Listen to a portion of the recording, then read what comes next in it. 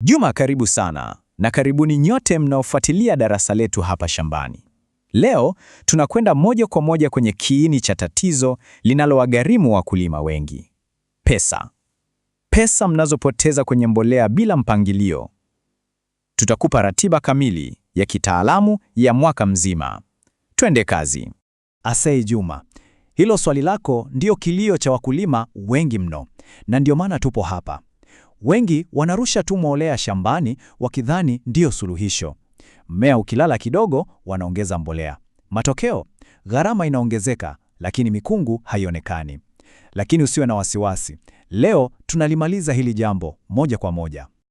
Sasa hebu itazame hii picha. Hivi sivyo tunavyotaka mashamba yetu yawe? Yaani migomba imesimama wima, ina afya na mikungu imetuna, inavutia kweli kweli. Siri ya kufika hapa, sikiliza vizuri, sio kumwaga magunia ya mbolea. Hapana, siri iko kwenye vitu vitatu: mbolea sahihi, kwa kiasi sahihi na kwa wakati sahihi.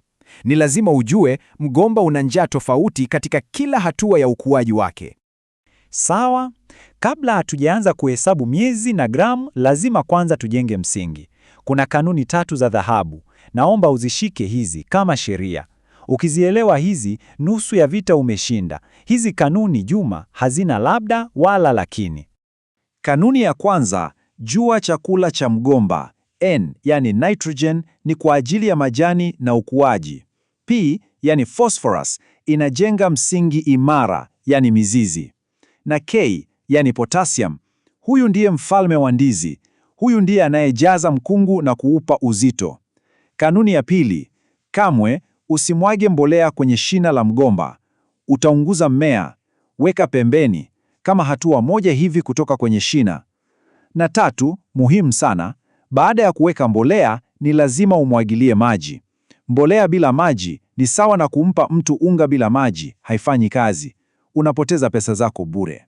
Sawa, sasa tuko tayari, msingi tumeuweka. Basi, chukua kalamu na daftari lako Juma, na nyinyi wote mnaofuatilia. Tunaingia kwenye ratiba yenyewe, mwezi kwa mwezi, kwa mwaka mzima. Hebu tuone mgomba mmoja hasa unahitaji nini na lini. Tunaanza siku ya kwanza kabisa, siku ya kupanda. Hapa lengo letu ni moja tu: kujenga mizizi imara. Kwenye shimo lako changanya samadi iliyooza vizuri na udongo, kisha chini kabisa weka mbolea ya DAP. Hii ina phosphorus nyingi, ambacho ni chakula cha mizizi. Funika na udongo kidogo ili isiguse mizizi ya mche moja kwa moja, halafu weka mche wako. Na usisahau kabisa, weka dawa ya kuzuia minyoo ili kulinda hiyo mizizi michanga. Baada ya kama mwezi mmoja hivi, mche wako umeshika. Mizizi imeanza kufanya kazi. Sasa tunahitaji ukuaji wa juu. Tunataka majani na shina lenye nguvu. Hapa ndipo tunampa CAN. Mbolea hii ina nitrogen nyingi, ambayo ni chakula cha majani. Na unakumbuka ile sheria yetu? Unazungushia pembeni kwenye duara, halafu unamwangilia maji ya kutosha.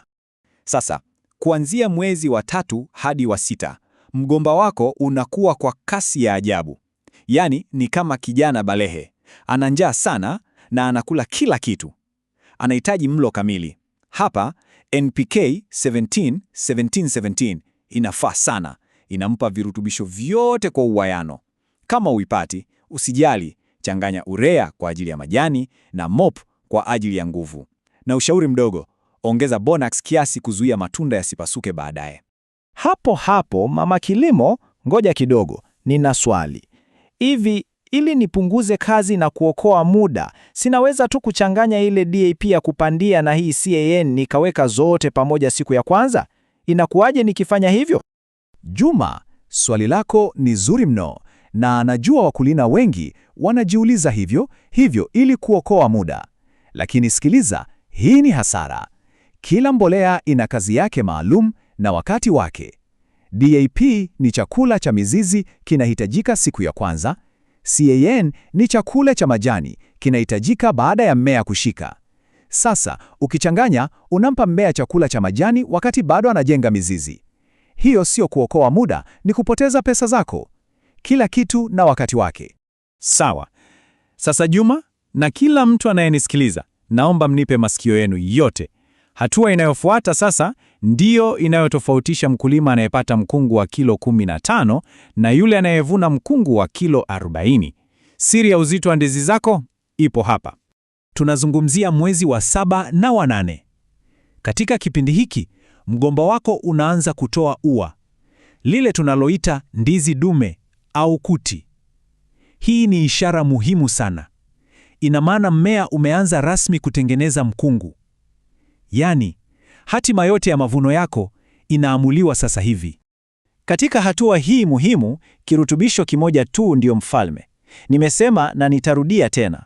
Potassium, yani K, unayoipata kwenye mbolea kama MOP. Fikiria potassium kama pampu inayojaza upeko kwenye tairi. Ndio inayojaza vidole vya ndizi, ndio inaongeza uzito na ndio inaleta utamu. Ukikosea kuweka potassium ya kutosha hapa, utapata mkungu mwepesi wenye vidole vidogo. Yaani utakuwa umefeli. Na ili uelewe umuhimu wake, sikiliza hii namba.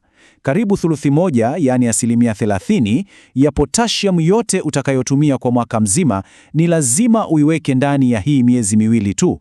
Hapa mmea una njaa ya potassium kuliko wakati mwingine wowote. Tafadhali usikose hatua hii ya dhahabu. Sawa, ua limeshatoka, sasa ni wakati wa kujaza matunda. Kuanzia mwezi wa 9, tunaendelea kuupa mmea MOP ili mkungu uendelea kujazwa vizuri. Tunaweza kuongeza CAN kidogo sana kwa ajili tu ya afya ya majani. Lakini onyo kubwa hapa, punguza sana matumizi ya nitrogen.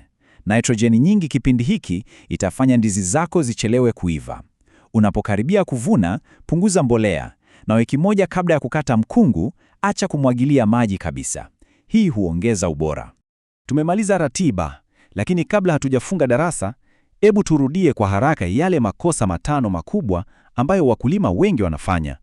Kila kosa hapa ni sawa na kuchukua pesa mfukoni na kuzichoma moto. Kosa la kwanza, kuweka mbolea juu ya shina. Hii ni kuunguza mmea.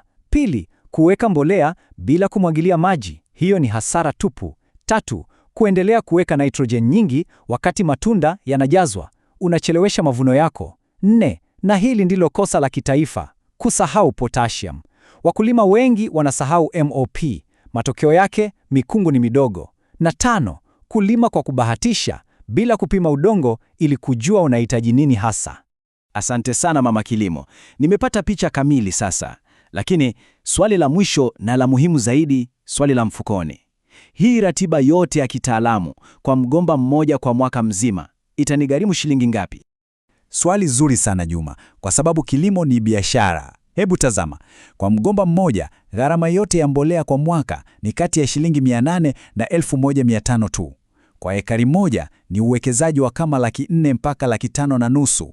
Sasa niambie, huu uwekezaji ni mkubwa ukilinganisha na faida ya mkungu mmoja tu utakaouza kwa 15,000 au 20? Jibu ni hapana.